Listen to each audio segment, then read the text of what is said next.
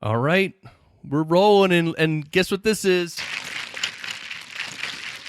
Can you hear that, Paul? Shake it a bit louder. Oops, I hit the mic. I don't know. It sounds like some sort of fluid of some kind. Is it alcoholic? Oh, dude. No, not that. It's a Starbucks. Well, Okay. yes. So now we're ready. And I have two important announcements once we get started, but we got to get this party started. Let's do it. Yes.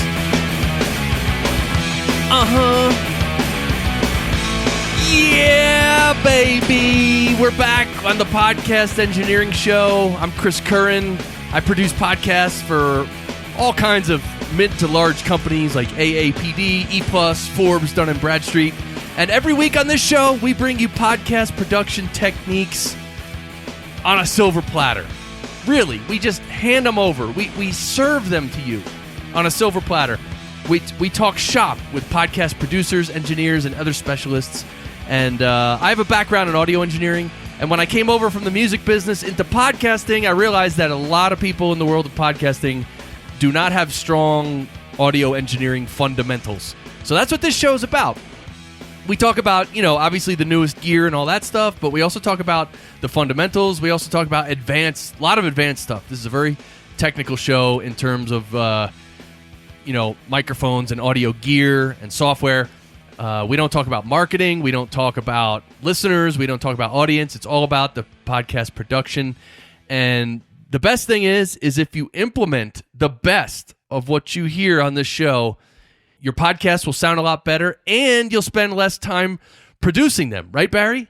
Yeah. Oh, yeah. That's right. He knows it. It's just, Yeah. Oh, yeah. By the way, Paul meet Barry. Barry meet Paul. He's very smooth. Almost as smooth as me. With my English accent. Barry, do you think you're smooth? Yeah. Oh, yeah. All right. Well, I'm going to introduce our guest. Let's just introduce him right now. Paul Isaacs is here. Hey, how you doing, Chris? I'm doing Thanks for having great. me. You are the Director of Product Management and Design at Sound Devices. How did you know? I looked it up on LinkedIn. That's how I do show prep. Yeah, I think that's fairly up-to-date LinkedIn. I haven't gone there for a few months, but yeah, that sounds about right. Yeah, so Sound Devices, we're going to talk we're going to talk a fair amount about the MixPre 6, which you guys just sent me. And we also talked about it the previous session with Rob Rogers and Anton Hellman. We talked about, cool. Because Rob actually has a MixPre 6, and he was, raving and gushing about it on the show. So we'll talk about that a little bit because you guys have sent me one to test out, and this coming weekend is my weekend to actually test it out. But Sound Devices, you guys make a lot of gear for recording on location because my good friend Mike Helms from Florida, he does video. He works and he does like the audio for video, and they go on location and shoot TV commercials and stuff like that. And he said Sound Devices has like some of the best gear available for that type of situation. That's true, right? Oh, well, I think so, but I could be viewed as slightly biased. No, we most people recognize Sound Devices as the leaders in audio recording and mixing for TV and film. And like you said, they're used on commercials, in broadcast. Our products have been used to make a whole range of Oscar-winning films, from Mad Max to Star Wars. And, if you watch Netflix or any of the Amazon shows that are out, now, the majority of them will have been recorded using Sound Devices gear. So we're very proud of that, It's a really good heritage to have. Yeah, and that's why it's kind of a big deal that the MixPre 3 and the MixPre 6 are sort of inching their way into the world of podcasting, which is so cool, I think. Yeah, this is really exciting for us as well, to be able to bring our technology to a new audience, and an audience that really does appreciate good sound. So, and that's what we specialize in. We have always specialized in the best sounding mic preamps, the lowest noise preamps, the widest dynamic range preamps. And, you would think that, dialogue recording might not be as taxing as music recording, but actually dialogue has a huge dynamic range. Go from a whisper all the way to a scream. Yeah. So to be able to capture those, that wide dynamic range, the softs and the louds, without distortion or, high noise is a big key part of it. And that's what we specialize in. That's cool. And so my two initial announcements on this session are, number one, and by the way, they have nothing to do with you, Paul Isaacs, or Sound Devices. Number one is that I'm speaking into, for this session, I'm recording this session with the Samson Q2U microphone. That's what I'm speaking into right now. Sounds sweet. Yeah, and so my plan is in the post-production to sort of, do my post-production the same way I always would with the RE20 that I normally use. And, I'm just going to use some compression, some EQ, and I'll just process it, obviously not in the same exact way because the microphones sound different, but in a very similar way. So you'll be able to hear the difference. And the other thing I wanted to mention is that if you've heard this show for a little while, you know that I quite often make fun of a person named Ralph M. Rivera. And I just realized, the other night, I was at home and I forget what I was doing, but I was like, I make fun of Ralph a lot on the show. So I just want you to know that Ralph is a really good friend of mine, and he thinks it's hilarious, and when he makes fun of me just as much.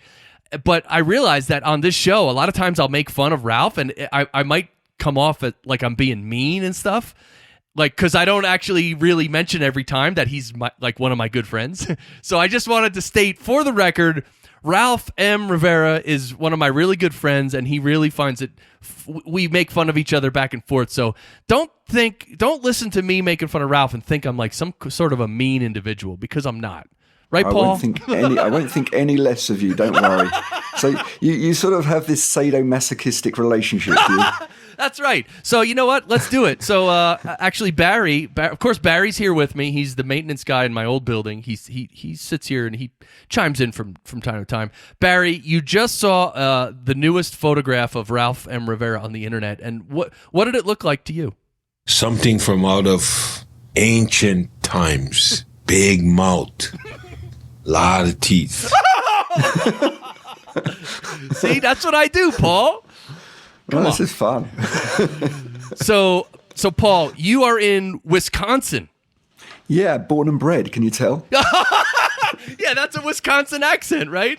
Oh my! It took me. You know the Rosetta Stone. Yeah. Where you can learn a language. Well, I picked up a copy of that on how to speak like an Englishman, and it really does work. Oh, God. So you're in Wisconsin, and that's where Sound Devices is based, and your manufacturing facility is in Wisconsin also, right? So everything that Sound Devices makes is made right in Wisconsin, right? That's right. Fully Wisconsin-made and designed and put together, yeah. We're actually, I'm actually in Madison now, which is a really cool city, and the factory is about 50 miles away in farm territory. You wouldn't expect to find a high-tech company based in farm territory, but it keeps us away from prying eyes, I guess. Did you test out the Mix Pre 6 on some cows at all? We haven't done that yet. But there's no doubt that our product is the creme de la creme. Sorry. Oh! Nice. And so here, what we can do with our gear, though, is because we suffer the coldest winters I've ever experienced, ever. Wow. I mean, minus 25 below is not unheard of here. It's pretty useful for us to be able to test our gear in extreme cold. And actually it gets pretty hot during summer as well. It can frequently get to 100 during the summer. So we get to test our gear at the extremes. And I think that's why we do very well with our customers who like to go to the Arctic or Antarctic or to the Himalayas or to the deserts or the jungles to record whatever sound effects they want to use and stuff. So we're very popular with sound effects guys as well. That's awesome. And that really explains why your devices are made so well, is because you're testing them in extreme temperatures, and it's all made for, well, most of it is made for on location stuff, so you never know what's going to happen there with the wind and everything and rain and moisture and Exactly. Also, like you said before, recording the human voice and recording things on location is so much more difficult, and that's why I like the fact that the Mix Pre 6 is you have those analog limiters, because that's one thing when you're on location. I'm not even an on-location audio guy, but I know this, is that you can never tell exactly how loud someone's going to be. I mean, you could try to set the level really good, but then once things start, you don't know. So you need that, that safety net of an analog limiter, right? Absolutely, and it really does need to be an analog limiter. I mean, there are many other recorders out there, as you know, and many of them have really digital limiters.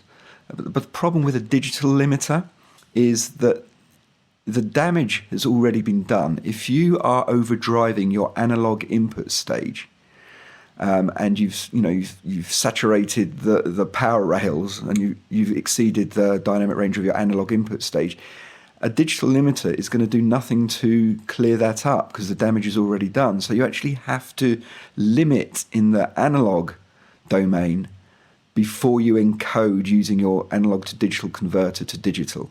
And we are specialists in analog limiters, and I think we're really the only company that's doing that. So, and I can really, I'm gonna scream into this. Nice. So block your ears right now. Okay, can you hear that distorting? I'm overdriving there probably by about 20, 30 dB. Yeah, no distortion, but you could hear obviously that it kind of sucked in. Like, it's clear that it's being limited, but zero distortion. Correct. Yeah. I mean, you'd never normally overdrive it by that amount. I mean, I'm actually set pretty hot here. I've set my normal level to sort of gently stroke the limiters. So when I mean gently stroke, they're occasionally coming on when I get a little bit excited with what I'm saying. Right. And actually, they're coming on quite virtually almost the time here. So this normal speech here right now is being the limiters are engaging every now and then. So if you set it for normal levels, then you can hear it. It's virtually inaudible. Right. Right. If I turn these limiters off now, you would get a little bit of distortion there. So. Oh, you can do that? Oh, I can turn off the limiters if I want to. You want me to? Why not? Let's try it. Okay, a real-time test. Let's do it. Oh, I love this. The only thing is, because I'm recording this session as well, by the way. You'd have to stop your recording. Just as a backup to you, just in case everything goes horribly wrong. So I don't really want to stop the recording right now to turn off the limiter. Right. Okay, so, but fair enough. If you turned off the limiters and you screamed into it again, it would distort. Here's a question. Is there a danger, because there's so much of a safety net where you're not going to distort the audio, is there a danger with engineers trying to record the level too hot and sort of making it, limited too much? Is that a real danger or no? No, the limiters are actually cutting in around the -3 to -4 dBFS level. dBFS being sort of scale relative to maximum digital level of 0 dBFS. I think most people understand what that is. So the limiters are really only there to prevent that digital over distortion. Up until that point, you're not going to hear any distortion at all.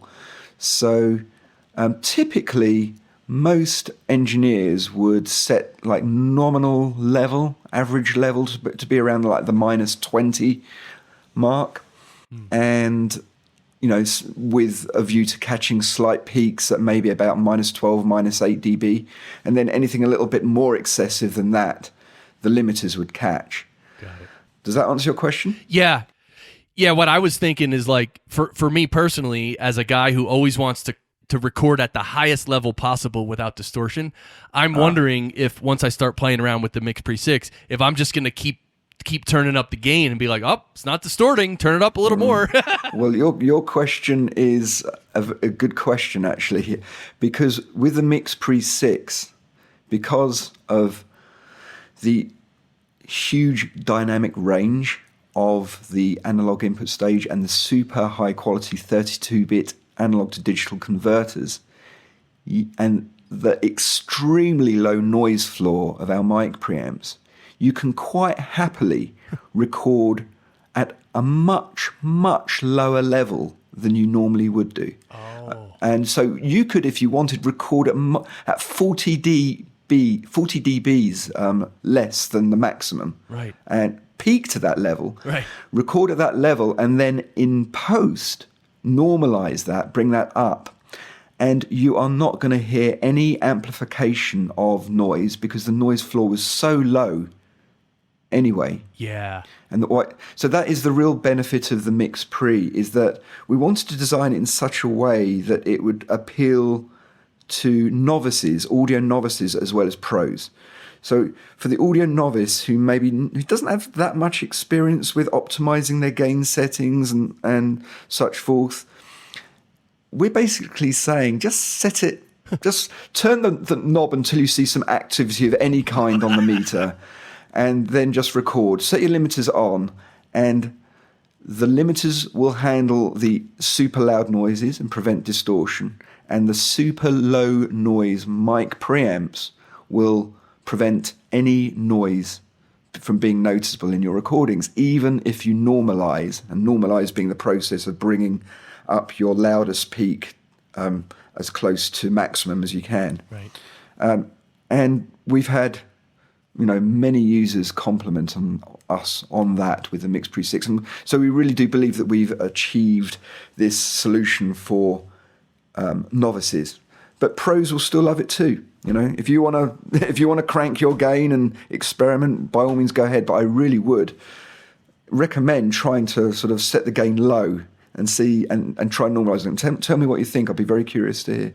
I mean, it goes against the grain if you think about it, because for many, many decades with tape and cassettes, and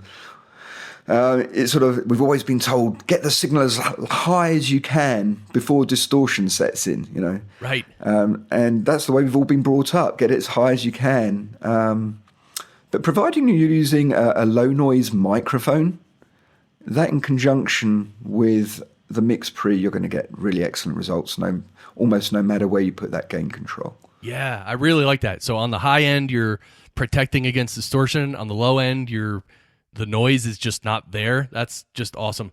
And so before we move on from limiting, though, you mentioned analog limiting and digital limiting. And I know I have other recorders that do digital limiting. What exactly is digital limiting? I mean, if you can distort the sound and distort the mic pre in an analog way and record it digitally, it's going to sound distorted. But what does a digital limiter actually do?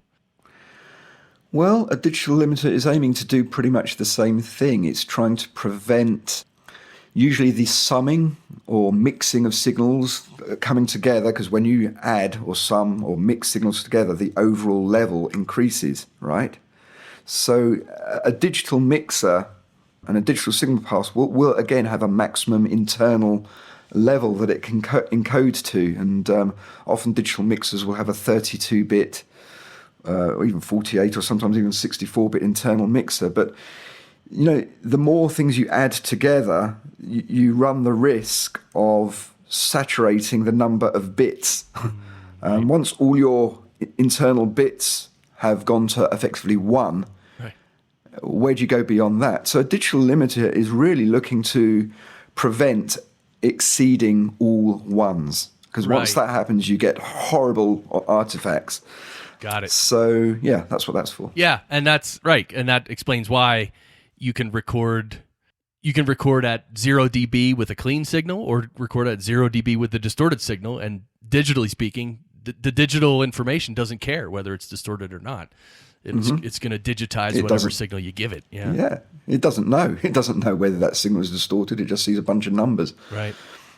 So now the mic pre's on the Mix Pre 6, was I correct in reading that there's 96 dB of gain? You read correctly. Really?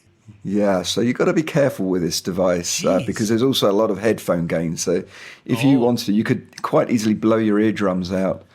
If you cranked the gain and then the headphone gain, ears bleeding comes to mind. So because one thing in podcasting is there are some dynamic mics. Well, it's not just podcasting, but there are many dynamic mics which have a very low output, like the Shure SM7B is a classic example. Yeah. And normally if you try to plug that into, let's say, a normal audio interface like the Focusrite 2i2, which I use and I like, but it only has, I think, maybe 55 dB of gain. Oh, right. Or maybe 45. I don't even know. Something like that. And so a lot of people, they literally have to crank the mic preamp up all the way. And then more noise is introduced. I was just looking on my Mackie mixer here. It's a 1642 VLZ4. I think it's about 65 dB of gain that these mic pre's give. And these mic pre's are pretty good. I think they're the Onyx mic pre's, whatever. Oh, nice. But Sound Devices, 96 dB of gain with very, very low noise. That's on another level, actually. Yeah, so if you're coming in with your super low noise Shure or RE or whatever, and you need to crank that gain 70, 80, 90, whatever it is, you can get away with that without introducing any noticeable noise from the mix pre itself. Obviously you can't do much about the noise from the microphone. Right. That's there at source, but at least you're not adding to that, or not noticeably adding to that, because the noise floor of the mix pre is going to be well below that of the microphone. Right. Yeah, so I'm looking forward to trying out the Mix Pre 6. There's a little SD card in the back there, and there's a battery pack, so you can obviously take this thing on location with batteries, and has 4 XLR inputs. It has another stereo input. So I'm going to be working with it, trying to connect basically 3 computers to it. One's going to be the main computer, which it's going to be connected to USB as an audio interface. The other 2 computers I'm going to bring in as if I was having 2 different people come in on Skype, because that's how I run my production business. I record sessions live. I bring people in on different computers, and the possibility that the Mix Pre 6 could sort of replace my mixer and my audio interface would be huge. So I'm gonna hook it all up and try to send out mix minuses to the 2 computers, and which I can do. I know I can do, because there's a stereo output from the Mix Pre 6, which you can actually configure. Like what channels do you want to send out on the left, and what channels do you want to send out on the right? So that's how correct. you can create your mix minus. It's really cool. Yeah, and you can send signals to those outputs, the left and right outputs, pre or post fade. So that's a bit of extra flexibility for you. You know what? That's what I wanted to ask you. If there's like monitor faders within the unit itself, because I mean, it's, obviously the microphone goes into the preamp, and then the preamp you set the level, but coming back, the monitoring fader, you can actually adjust those, right? That's what you just said. Yeah, I mean, currently, right now, I've got your USB feed coming back via Zencaster via the USB output of my Mac, and I've brought you into a spare channel on the Mix Pre. In this particular case, I've got you coming in on channel 3. So I've brought you into a channel with its own dedicated fader knob, so I can turn you down when you're talking rubbish and turn you up when you're talking good stuff. So far, I haven't had to turn you down at all, which is I'm going to be sign. off the whole time.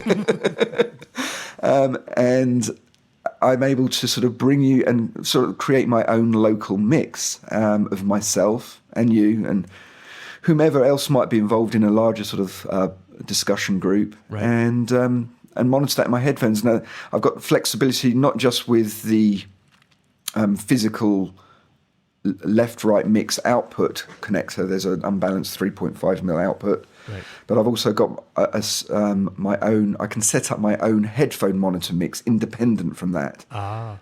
So, and in fact, the line out on this could actually double up as a second headphone output. Mm-hmm. So if there was 2 of you and you both needed your own, you wanted to tweak your own mixes, you could effectively. Right. Oh, that's interesting. So on that little 3.5 mini stereo output that you can configure the mix for both left and right, there's that. And then there's the headphone output, which you can also customize that mix as well? Yes, exactly. So technically then, I could have 4 mix minuses. Well, that remains to be seen. I can send out. I could have 4 computers hooked up to this thing, which I wouldn't have 4 because that leaves. Well, no, that would leave input for two other inputs because it's 6 inputs total. But anyway, this just changed things for me learning that, because now if I really needed to have even 3 computers hooked up with each sending back a mix minus, like a custom mix, then I could do that. Even though one of them will come through the headphone out, but it's okay because it's only for monitoring. It's not, it's not meant to deliver an audio signal somewhere that's being recorded. It's just for monitoring. So it doesn't matter if it's a headphone out. Who cares? Yeah, I'm very interested to hear how you get on with this. I'd love to hear your feedback because it sounds like you're going to be pushing it to the nth degree once you get your chance. So. Yeah, because I think the flexibility of a lot of inputs and the thing is, for the way I do things, the way I record and produce podcasts, I need a bunch of different outputs because I have a bunch of devices hooked up. So anyway, if this works, I'll definitely let you know if it works. I'm going to be pushing it to the limit. Yeah, the more outputs, the merrier, right? Yeah, I mean, and the fact that you can customize the mix it's just tremendous. I think also what makes this a really cool tool is because it's so small, portable, it fits into your backpack. Right. It's super rugged. You can take it with you anywhere. You can drop it. You can drive a truck over it. And we have, by the way. Really? Oh yeah, this thing is a solid bit of machined aluminium. Very, very ruggedly built. It's got a Gorilla Glass touch screen. I mean, you can think of this as almost like the iPhone of audio recorders. But I'm not going to give away all the secrets. But I'm going to let you play with it and form your own opinion. Yeah. Okay. So actually, Barry just winked at me. Barry just passed me a note that said that that all the testing you've done with running over it with a car and trucks and everything is good, but it's not quite enough. Barry, what is Paul Isaacs going to need to really test the Mix Pre 6 and the Mix Pre 3 to 100%? What is he going to need? You're going to need a couple of horses or a couple of mules. Anything else he's going to need? Saws, hammers, nails, monkeys, pumas. Yeah. Right? Pretty much a whole safari's worth. I'm telling you. And Barry, when you visited the Sound Devices manufacturing plant, what did you have for breakfast? Beans, coffee, and biscuit, and a little piece of fatback. They serve fatback. Okay, cool. And he didn't have any cheese or beer? We have cheese and beer for breakfast out here. I know. And you guys, well, you're how close are you to the Brett Favre's old team? What team is that? Oh, the Packers. Packers. That's your team, right? It's not my team. I'm an Englishman. Oops, sorry, dude. I guess I've sort of by default sort of acquired it. Okay. They're based in Green Bay, which is about 150 miles north of here. So I guess that's fairly local by American standards. 150 miles is a long, long way in England. Right? I mean, yeah. So, all right, we brought up the idea that we were talking about microphones with low noise outputs, right? Because we were talking about the noise that the preamp can add, but then it also depends what mic you plug in. So off the top of your head, what are some of the microphones, like dynamic mics, for like podcasting or broadcasting, that have really low noise? Do you happen to know of any off the top of your head? I'm not the greatest expert on podcasting mics. I mean, There's so many of them out there now. I'm currently using this fairly basic Rode NT1, but it sounds not too bad. Apart from the background noise in my office, probably picking up a little bit of computer noise and what have you. Yeah, I'm not really sort of an expert on best microphones to use. So I'm sure the big, the RE20, the SM7B, probably the RE320, I'm sure they're all very low noise. Yeah. All right, so you know what we forgot to do? Well, we didn't really do a speed round this session because you're not actually a podcaster, but you do have a setup. So let's do a speed round. Are you up for that, Paul? And what does that mean exactly? Speed round is we just want to know, like normally this is what it is. We want to know, like when my guest is setting up to record a podcast, they briefly overview their equipment and workflow. So they'll tell me what mic they're speaking into, where that mic's plugged in. They'll tell me which audio interface they're going into. Then they'll tell me what software they're recording in. So give me the quick overview of your current setup right now. Well, it's pretty basic. I've got a Rode NT1 mic, XLR out into my Mix Pre 6 on channel 1, and the Mix Pre 6 is providing phantom volts to the microphone. And basically then I am using the Mix Pre 6 also as my USB audio interface to my MacBook Pro. And it's pretty much as simple as that. And I'm adjusting my level on a physical fader knob on the front of the on the front of the Mix Pre 6, and I've got you coming back via my MacBook Pro into channel 3 of the Mix Pre 6, and I'm sort of mixing between you and me on faders 1 and 3, and I'm also recording this whole session as well on the Mix Pre 6 because this is the only USB audio interface, I believe, on the market that can also record, which is pretty handy because computers don't always record as reliably as you want, Right. So another really useful feature. Yes, simultaneously record on the unit and the computer simultaneously. Yeah. So I'm mixing. I'm using this as an audio interface, and I'm using it as a recorder. It's like a 3-in-1 task allocated to the Mix Pre 6. So it's a very simple setup. I just have three devices: my computer, the Mix Pre, and the mic. Nice. And a couple of cables. And when you say that I'm coming out of the computer and I'm going into being recorded into channel 3, is that a physical cable or is that something you configure within the unit? Well, it's a USB cable from my Mac, so it's that one cable is handling bidirectional sound. It's my send to you and the return from you from the computer. So it's just one cable. And once I bring that USB channel back, I can select a USB source, like a computer, as the source for any of my mixer channels, just like I can select an XLR or a mic or a line input as a source. So it's just considered as another source, and it's as easy as that. Right, and the unit is smart enough not to send back my audio back to the computer and feed back to me. Exactly. Well, I've set this up in such a way that the return channel is not. I've set it up so I'm only sending channels 1 and 2 to the computer. Got it. And channel 3 is not going there. So. Got it. And so. Oh, I think that's one of the things that Daniel J. Lewis was talking about in his review was that when his review had so much detail that I'm not going to try to summarize it here. You can definitely look up on Daniel's. I think it's on the Audacity to Podcast website. His full review and all that. Just to put you on the spot for a second, he made some suggestions that. If those suggestions were implemented, he said it would become the ultimate perfect podcasting piece of gear ever. Are there any plans to implement his suggestions? Well, I thought his suggestions were very good, and we don't really sort of tell people what we're going to do or not do because we don't like to let people down if things aren't possible.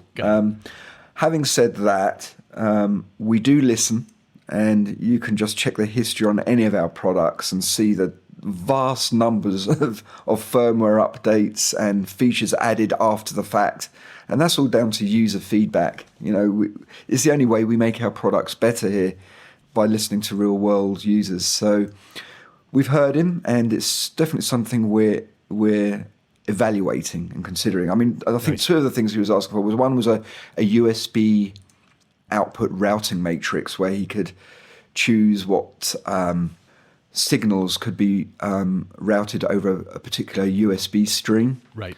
So that was one thing. Although he did back off a little bit from that request, saying that with the combination of software that he's using on his Mac and the Mix Pre, he's actually able to do everything he wanted. Got it. But still, I get his request. Flexibility is good, right? Yeah. Oh, yeah. In most cases, although sometimes it can sort of end up making products more confusing. So we try to not overload our products with too many features, otherwise it confuses the user. Right. But I think the other request that he asked for was the ability to lay, while recording, to be able to add a cue mark, so that if there's a moment of interest, you can go back to that after the event and go, yes. Right. That's, yeah. So, they're all valid points. Okay, so you're recording me on channel 3 coming back from the computer. can you record a stereo signal coming back from the computer, like left and right? Sure. Yeah? Sure. Yeah. Cool. Actually, the Mix Pre 6 is an 8-in, 4-out device. That means 8 sends to the computer. That's the 6 inputs. Oh, and the left and right mix. And the left and right mix, yeah. So that we can send all of those to the computer. The way they're currently structured on the USB streams is channels 1 through 6 are on USB streams 1 through 6, and then the left-right mix is on 7 and 8. Got it. Okay. Now, obviously, there are some software applications out there which can only pick up maybe the first 2 streams. Right. So there is a little bit of thought necessary to get it working exactly the way you want it.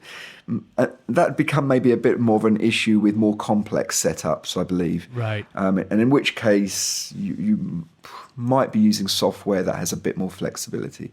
Got it. And I think that was one of the reasons why Daniel wanted the USB output routing matrix. But we found so far, with a typical 2 or 3 person podcast, it works really smoothly as is. Yeah.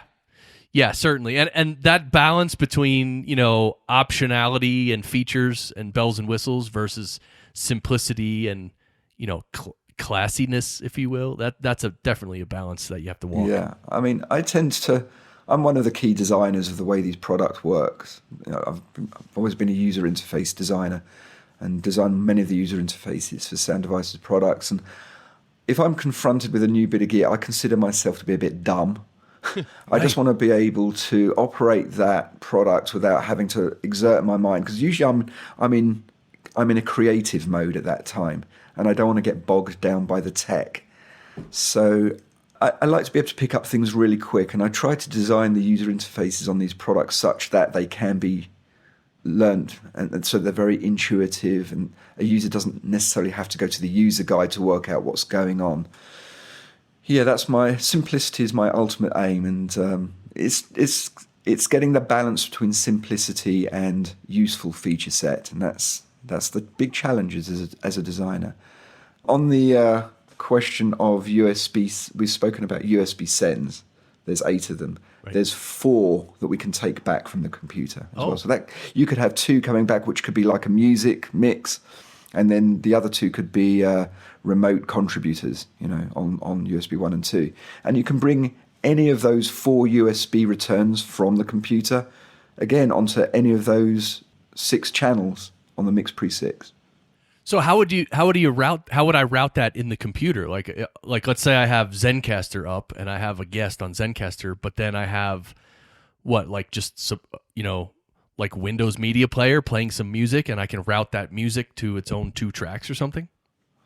Right. So, this is where it comes down to the type of software you're using, and this is currently actually something we're sort of looking at. So, we'd like to make a list of different applications and what their capabilities are, because some have more capabilities than others. And I think a lot of the very basic apps out there, like Windows Media Player, they really only offer 2 USB streams on 1 and 2. They can only output on streams 1 and 2. They can't output on streams 3 and 4. Apps, for instance, like GarageBand or Logic or Reaper or any of those more audio-centric, audio recording-centric apps, they can route anything anywhere. So, you would have the ability to route sort of dialogue on 1 and 2 and a music mix on 3 and 4.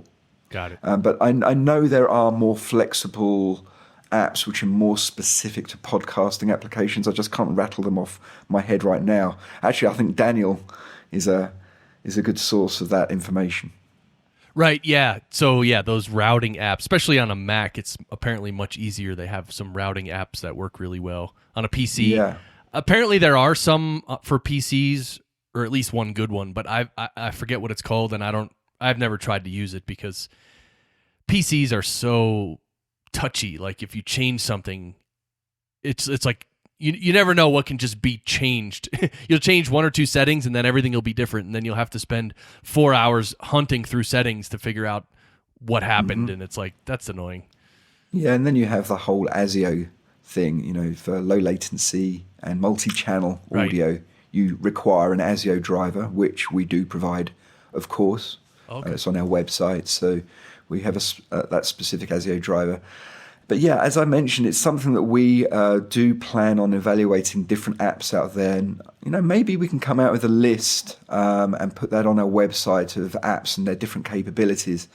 And I think that'd be of a real use to the podcasting clients out there. Yeah, so along with the unit came this cable that on one side plugs into the Mix Pre 6. On the other side, it splits into two USB connectors. Why is there two? What do they plug into? Right, so that is for left and right USB. Yes, stereo over USB. We're the first to do it. Nice. And now you can get quadraphonic. 2 channels per. So that is actually to enable the Mix Pre to be fully powered via an older computer. So USB 2, a lot of older computers with the USB-A sockets, a single USB port is not powerful enough to fully power the Mix Pre. Got it. Because the Mix Pre can obviously connect and be powered via a USB socket on a computer. Right. So we provided this cable for those computers out there that don't provide enough power via a single USB-A port. You can plug both in and then the Mix Pre will power up. Now, if you only connect one of those USB cables, the Mix Pre will still power up, but you'll just have a slightly reduced feature set. So the two main things is that you will lose phantom powering on channels 3 and 4. You'll have phantom power on 1 and 2 still, so you can still plug condensers into 1 and 2. But 3 and 4 you'd only be able to use with dynamic microphones or line inputs or USB sources. So that is the main sacrifice you're making if you don't use the two cables. Now, you can obviously power the Mix Pre via USB-C, which is just one cable coming from your Mac or computer with USB-C output, one cable from the computer to the Mix Pre, and that will provide full powering that way. Got it. I don't want to get too deeply into this because the USB powering protocol and specification is an extremely complicated subject. And basically, there is a way that you can power the Mix Pre via a USB-A cable, a USB-A to USB-C cable, a single cable. Oh, wow. We don't supply it because we don't want to be held responsible of the results, because it's going to very much depend on the computer. But the interesting thing that not many people know is that the cable itself, even if the computer is spec'd, or the USB power cell, you get a lot of these power cells available now on the market, like by companies like Anker and so forth. Even though the power source may be powerful enough to fully power the Mix Pre, and the Mix Pre typically needs 7.5 watts, and many computers and batteries out there will specify that they can deliver way more than that. Right. But the specification, the USB actual specification, Sound Devices are not in control of this, prohibits the amount of power that can be delivered. But you can fool a computer to deliver the full amount of power by using a cable that flags the amount of power available differently. Got it. And so you can go out there and find these cables, and there's countless forums out there which talk about this, not in just relation to our products, but other products on the market. And you can find these cables that have a resistor built into them that flags the cable as being able to deliver the right amounts of current. Right. And if you find one of those cables and use it with a Mix Pre and a MacBook Pro, you can have full power with just one simple USB-A to C cable, if you don't happen to have a computer with a USB-C port on it. Right. So I just really confused the subject. That's okay. But the upshot of all this stuff about the USB cables and the splitting USB cable is that it's just used to power up the Mix Pre 6, and the whole sending power through USB cables, that has protocols and standards that you guys are not even in control of. So you're just allowing the user to power up the unit, and that's it, really. And the upshot of it is there are many methods to power this via USB. There's a USB wall wart supply we provide as well as an option. You can power these things from AA cells, lithium-ion, MP batteries. There's many different ways you can power this, and there's actually a whole bunch of third-party manufacturers out there now. There's probably about 3 or 4 of them who've started making accessories for the MixPre recorders, and it's the one that I'm thinking of is this AA battery sled, which has slots into where our actual factory AA battery sled fits, but they've put like a DC power input on it, so then you can power it from any external DC power source. That's cool. So yeah, there's so many options, and we have a tech note on our website which lists all these things. By the way, Daniel just text messaged me, Daniel J. Lewis. He has another suggestion. He wants to be able to power the unit via solar panels. Okay. Yeah, we're working on it right now. If we can get it working here in Wisconsin, then it'll be good anywhere else. And wind turbines as well, actually. Yeah. Oh my God. Anything's possible. Right? So I don't know.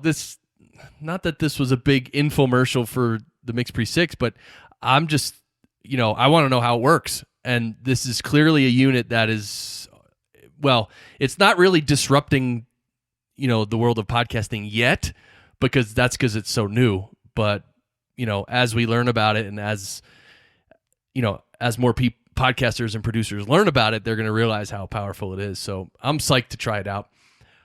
Great. So let's talk about the other stuff you're doing in terms of audio engineering. I mean, you said before we started recording that you're in a band and you're doing stuff. Do you have any audio gear at home you mess around with? Oh, of course. We're all geeks, aren't we? Right. I'm primarily a keyboardist, pianist. I play everything from like classical piano to playing in rock bands. One of the big projects I did recently with a bunch of musicians and friends who are local. Actually, some of my friends who also work for Sound Devices were in this project. We did, remember Pink Floyd's The Wall? Yeah. Yeah, going back into the early 80s. Well, we decided that we wanted to put on our own full production of The Wall. Nice. And I was the keyboard player, and actually one of the main vocalists as well, because I was the only one with an English accent. So. Nice. And yeah, we did the whole show from beginning to end. It's like a 2-hour show, and we performed it almost as per the album. And we built.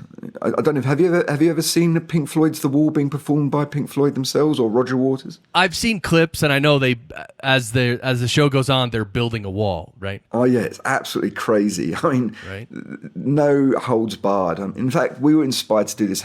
We all went to Minneapolis on our motorbikes a couple of years ago, and we saw Roger Waters perform it there, and we were so blown away by the production. It was like vast.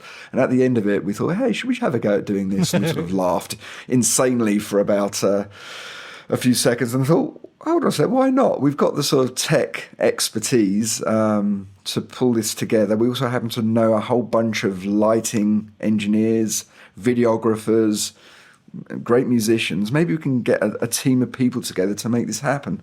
And so over the course of a year, we put this whole production together and performed it a total of about 5 times. So that was it's a pretty major part of my life. I didn't see my wife or kids for about a year. Oh, wow. But it was worth it. Wow. By the way, Daniel just texted me again. He's has another request, Paul. He wants MIDI compatibility as well. And also not so much, does he? And also he wants to be able to do auto tune on his voice. What? Okay. Is that really him asking these things? Yeah. Is this really Barry sitting next to me? I don't think so. Sorry, I don't think so. So that's one thing I do. I like to record myself at the piano, and I have a nice mix pre-sitting on my piano right now to record classical piano. Oh, cool. And I like to experiment with, various techniques for capturing sound there. Hey, any other field recorders or anything new that Sound Devices is coming out with that's like maybe like the Mix Pre 6 but different, for other applications? Yes, but do you think I'm going to tell you? Oh, come on, break the news here, Paul. You want an exclusive, do you? You know what I'll do? What's it worth? You can tell Barry. I'll take off my headphones. I won't listen. You can tell. Hey, Barry, can you hear this, Barry? I'm now going to say this in ultra low frequency, so low you can't even hear what I'm saying. Yeah, oh yeah. See, no one can touch Barry. A lot of people try. You just can't. Yeah, I'd love to be able to break some stories with you here. I mean, obviously, we love developing gear, so we never stop developing gear. And yes, there's always things coming out from us guys, but I'm not going to tell you what it is. But you will know. You'll definitely know. All right. Hey, do you guys make any like wireless mics or like mics, like hidden mics for film and stuff? No, we don't. Okay. Would you like us to? Well, I'm trying to, and I'm sure everyone listening is tired of hearing me, but I want to find. I need a microphone so I can record myself, but I don't want anyone else to know that I'm recording myself. So it can't be it almost has to be hidden. But I want it to record at a good enough quality that I could use it on a podcast. So well, you know that there are many like super small lavalier mics out there that you can very easily hide. And, very small belt pack transmitters out there, various companies from Sony to Lectrosonics to Shure to you name it. There's many out there. Depends how much you want to spend, obviously. Right. And yeah, so if you want to pretend you're not recording, you can easily find something. Right. Yeah, I can help you offline if you want to know more. Okay. Yeah, sure. So, all right. And now, of course, we talked a lot about the Mix Pre 6, and the Mix Pre 3 is basically the same, right? But just has less inputs and outputs, right? Yeah, it's even smaller, and it's so cute. It can fit inside your inside pocket virtually. Wow. Yes, just pretty much identical to the Mix Pre 6. Just it's a 3-input 5-track recorder as opposed to a 6-input 8-track. Got it. And what's the highest resolution these units can record at? Is it 24-bit 48K or maybe 96K? Okay, can you hear me? Yep, I got you now. Oh, I wonder what happened there. Right? Yeah, that was weird. Okay, that's cool. Yeah, all good. I can't remember what I was talking about now and how much you missed. But no, what? The resolution. Oh yeah, that's right. I think I was saying that the Mix Pre 6 was 192 24-bit. Wait, 192? 192 kilohertz sampling, yeah. And oh my the God. 3 was up to 96K 24-bit. And then I think I ended the conversation with, do you really want to record your podcast at 192? Yeah, 192. Really? Yeah. Wow. Wait, hold on. I mean, Barry, 192 kilohertz. Oh man, wow. I'm not sure how useful it would be for Barry, seeing as his voice doesn't really go above 100 hertz. Barry, 192. Wow, man. Wow. Wow, that's my favorite. At the very end, he goes, "Wow!" It's like a whisper. Man, you're gonna have to send me a picture of. You're gonna have to send me a picture of Barry. There's only. Well, actually, I did post a picture on Twitter once. I've only have one. It's a little selfie or an ussy. I took an ussy with Barry. It's me and Barry. Is he your alter ego? No. See, people think it's Barry White. Some people thought it was my voice. I'm like, no. Well, who is it? It's the old maintenance guy in my building in New Jersey. His name's Barry. Right. Yeah. He used to, don't believe me. He used to come in and tell stories. You know what? I have the raw audio. I have like a bunch of different clips of him sitting down in my office and we're just talking. I really want to sit down and have a beer with this dude. Wow. Sometimes. So can I ask him a question right now? Yeah, go ahead. Barry, what music are you into? All right, first the Inkers. That makes sense, but I've never heard of them. Fair enough. Point proven. Yeah, point proven. Hey, Barry, did you hear about last winter in Wisconsin, how cold it was? They just had to hunker down. Yeah, we do. They just had to hunker down. Well, Paul Isaacs, this has been awesome, man. I'm so happy you're able to hang with me. I'm so happy to hear about a lot of the technical details of the Mix Pre 6 and all that. And you know, it just... How far are you from Chicago? About 2.5 hour drive. Really? Not less than that even. I don't know. Come by. I have this vision in the future of me and maybe some other people coming to visit you and getting a tour of the manufacturing plant and all that stuff. That'd be so cool. Only if you bring Barry. I can bring him. Well, I have to fly him in from Jersey, but you know. I'm sure we can arrange something for sure. That's cool. Oh, we'll have to make sure we hide away all our secret projects. Yes. No, that's the room I want to be in. All right, I won't bring a camera. I won't bring a recorder, and I won't talk. All visitors to our factory have to go and lobotomy on the way out. Yes, like a mind wiping. Hey, Exactly. hey, you know, there's a new Barry clip I want to play, so I have to set it up, Paul. So there was one listener, only one listener ever, Barry, who sent us an email and said that he was bored by the show. Can you believe that? You're bored? Wait, hold on. Let me turn up the... You're bored? We'll send you to North Korea in a labor camp, and you learn what bored is. They're bored. Man. Yeah, and people are always like, they want to know the context. They're like, what the hell was Barry talking about? Why would he say you're bored? We'll send you to a North Korean labor camp. I know the context because I have the full interviews, but of course I'm not going to release them. Wow. Unless Could I get a copy? Oh, man. Wow. Well, Paul, the director of product management and design at Sound Devices, thanks for hanging with me on the show, man. Thanks, Chris. I really appreciate you giving me some of your airwaves. Yeah, it's been a lot of fun, and I just love talking about all the technical aspects of podcasting. Same here. Well, Daniel has texted me a lot more suggestions, but I'm not gonna. I'll just let let him send Chris, to you directly. let me know how you get on. Let me know how you get on this weekend. with Yeah, your I'm gonna podcast. test it out. I'll take some pictures and maybe record some audio. So, thank you, Paul Isaacs. Thank you, everyone, for listening. Check out other sessions of this show on podcastengineeringschool.com. And Paul, you have to yell "Sound great!" Okay, right here. Sound great! Sounds great! Yes! Sounds great! Yeah, man! You walk away from me well, and you can't play that part so well. Why do you play it out on me now? You like to lose control well. It's quite a feeling, isn't it? That they're floating, drifting down now. You tell me that you found something better. How should I respond to that? It's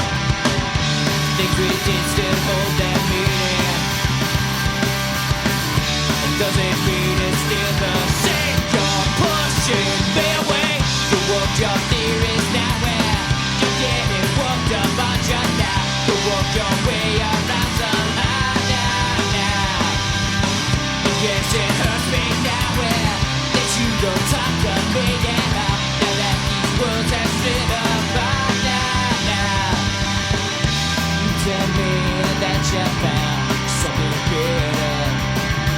How should I respond to that? Oh yeah!